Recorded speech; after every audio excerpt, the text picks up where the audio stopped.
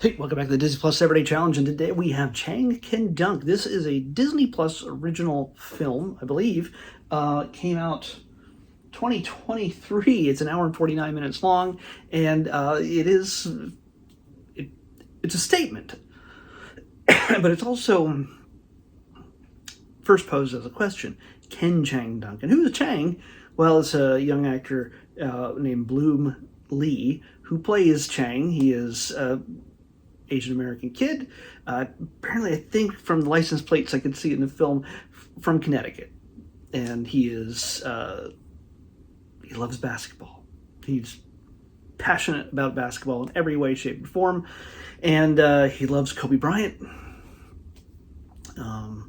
This is, of course, after the loss of Kobe, but it's not mentioned that Kobe is gone. It's just that he reveres him.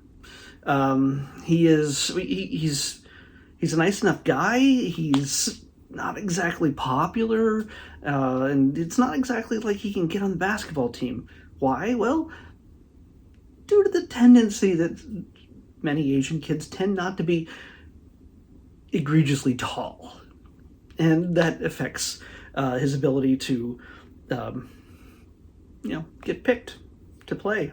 And he also doesn't have the self-confidence to be a basketball player with those kind of odds. And he tries out, but doesn't really make it.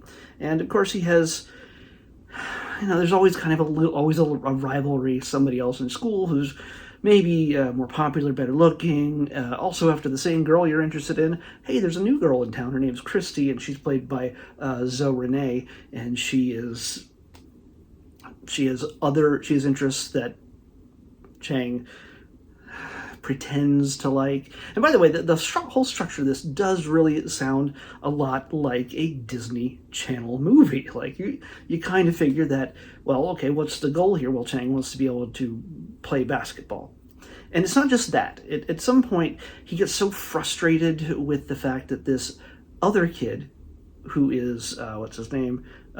Chase Liefeld, plays Matt. Mostly everybody does not have a last name in the credits here. By the way, Chang lives alone with his mom. He says they're separated, but we don't really ever see anything. Like, they're divorced. They don't really see anything. His mom's working herself to the bone as a nurse in the hospital, where she grudgingly lets him have a job as well in order to make his own money. She doesn't want him working when he could be doing school. And, and so, and she's played by Marty Ma. And he has a best friend, Ben Wang, plays Bo. Ben Wang, I've seen him in other things. I can't remember what it is, and I'm sure I can tap on his picture and find out, but I'm not going to go into that right now because it doesn't really matter at this moment, but you'll recognize him more than likely if you've seen a few other movies.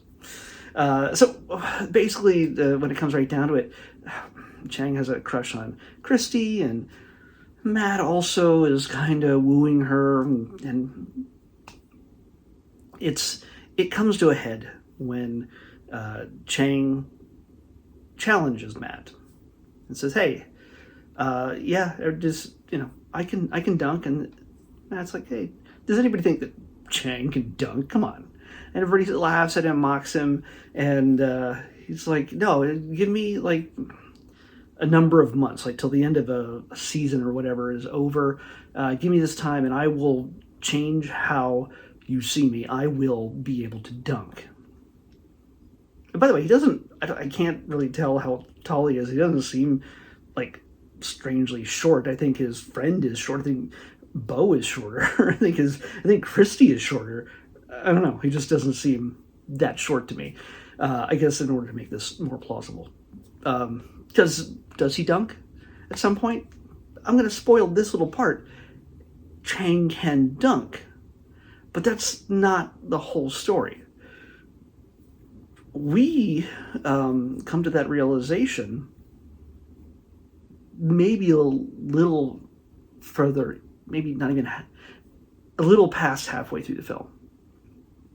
Whether he can accomplish his goals. And how does he accomplish his goals? He gets training from a guy he sees on YouTube who is pretty great at playing basketball, but he's not a pro, or at least not anymore. and he enlists his help in training him in order to be able to dunk. And he's played by Dexter Darden. He plays DeAndre. And so, yeah, there's a little bit of a humor in the relationship, and there's definitely just Chang pushing himself to the limit to get that height, just be able to get a little bit higher, not just to be able to touch the rim, but to be able to drop it in. And how he gets there is a big part of the story. How it affects his relationships to everybody else, including his mom, his friends, maybe a girlfriend. Well, that is the whole thing. And then the second half of the movie deals with the inevitable, what you expect to happen when something goes to your head. Yeah. Again, this oversimplifies it. It feels like it's, for me to tell you this, again, sounds like a Disney Channel movie where it's all resolved in the half-hour episode of the barely 90-minute episode. This is almost 2 hours, but there's a little bit more to this. There's a little bit, it goes a little bit deeper than just simply a kid wanting to reach a goal in order to get the girls and get popularity and meet his heroes and all sorts of other things. It's more to it than just that kind of thing. And then learning that this Chang 2.0, that he wants to be the better version of himself, not the loser that he thinks he is. 2.0 may not be any better. And how this sort of grinds out in the second half of the film is a lot more serious, is a lot darker. At least it's the way it's filmed, the way it's told is certainly not as light or as childish as you might expect from maybe a Disney Channel focused film. So this has a bit more maturity to it. There is actually, I think Bo gets to say a swear word, but it's censored. He drops, I think the character drops an F-bomb at some point, but they loop in a different word, so you never hear that. So this is definitely appropriate for kids, especially if you love basketball. There's nothing that's inappropriate or, icky for little kids. It's definitely stuff that you can share with the family, and it shows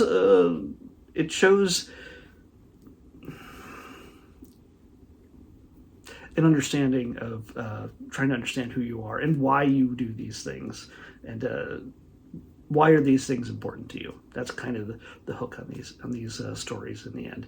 It was really entertaining. The music's good. The acting is great. Everybody's brought their A game. This is definitely not just a low budget kind of production, even though, but it's definitely the kind of thing that, say this was a 90s film, it probably would have been really popular in the theaters back when we didn't expect everything to be on streaming or visible on our phones. And by the way, yes, because this is a 2023 film, a huge component of this, for this generation, of course, is that somebody always has a phone in their hands, and somebody is always filming something for social media, and that has a humongous effect. I can't imagine this film being made 25 years ago, 20 years ago, properly, that you couldn't have the same kind of structure. You wouldn't have someone's humiliation broadcast immediately to a place where everybody could see it 20 years ago, because YouTube was just born and nobody was using it. Nobody could really upload something longer than 30 seconds half the time. So unlike this almost 10-minute video. So if you like basketball and you like these kind of sports and personal challenge type of things, this all speaks to character. It all speaks to who you want to be, not just in your own head, but to everybody around you. And they don't just brush it under the rug and now he's a good guy. Now he does it right. First he's our hero, then maybe something comes along that sort of undermines him, and then of course then he accounts for it. It's just there's a lot going on here, more than what you'd expect in a standard film. Along those lines that you'd see on the Disney Channel. I'm not like crapping on the Disney Channel movies. They are what they are. They are, again, mainly made for children because it's on the Disney Channel. They don't necessarily make it more adult fare, but this is kind of the 2.0, or maybe the 3.0, or just a later version of a more mature version films that you can get that appeals to both adults and kids and doesn't talk down to kids, and also doesn't seem beneath adults to enjoy at the same time. That's the important part of anything that Disney puts out these days. It needs to ride that middle and appeal to more than just one demographic. So that's my analysis of that. Let's pick tomorrow's episode. 127. Come on. Scroll. Oh, whenever it's the 120s, I know it's going to be something that falls into the Marvel Studios Assembled range. Because, pretty much everything remaining in the 120s is Marvel Studios Assembled. So we get these documentaries. We've been getting a lot recently. We got the Eternals recently. We got Loki, Black Widow, Black Panther, Wakanda Forever. And this time, we get Marvel Studios Assembled, the making of Shang-Chi. So we get two Asian heroes right in a row. Hero characters right in a row. So that should be easy enough. Marvel Studios Assembled, the making of Shang-Chi on the next Disney Plus Everyday Challenge. I'll see you back here tomorrow with that.